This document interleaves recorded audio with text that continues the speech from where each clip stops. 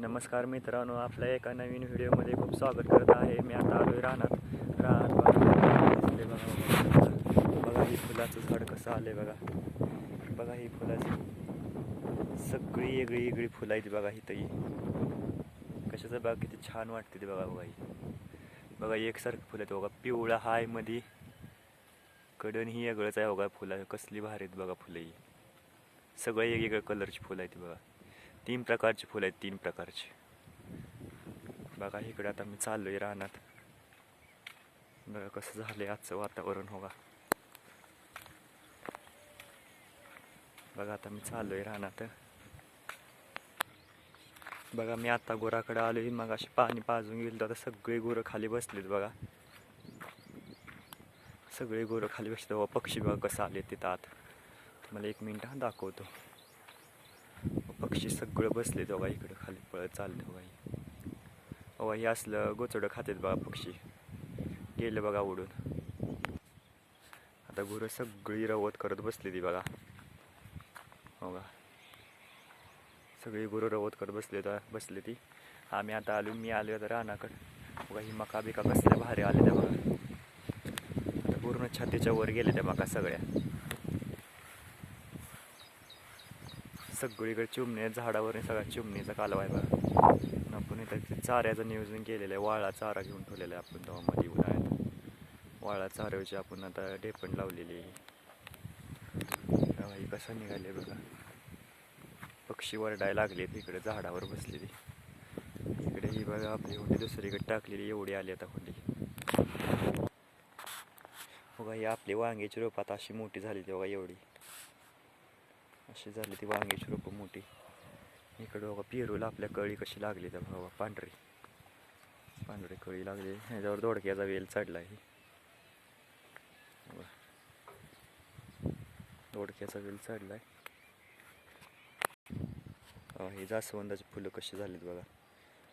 कसली भारी दिसायला लागली जास्वंदाची फुलं बघा. आता आपली एवढी वैरण संपली. आता मी आले होंडी बसणं इकडे मिरच्याकडे आलोय बघा.